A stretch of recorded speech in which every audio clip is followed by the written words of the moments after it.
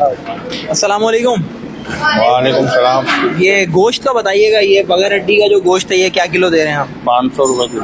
500 रुपये किलो गोश्त है। और हड्डी गुड्डी ये दिखाएं भाई। 200 रुपए किलो। 200 रुपये किलो हड्डी गुड्डी है। और ये सीने का गोश्त है, सीना चाप असली वाला असली सीना चाप का, ये क्या किलो है?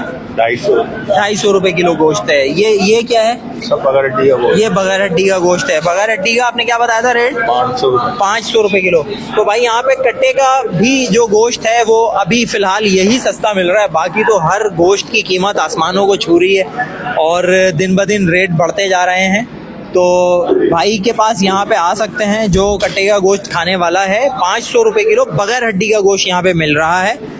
और ये वाला जो गोश्त है अगर कोई ज़्यादा ले 10 किलो तो क्या कुछ कमी हो जाए? नहीं, इसमें कोई डिस्काउंट नहीं है। डिस्काउंट नहीं है, बस कीमत यही है। कीमत दोबारा बताएं इसकी। 250 रुपए।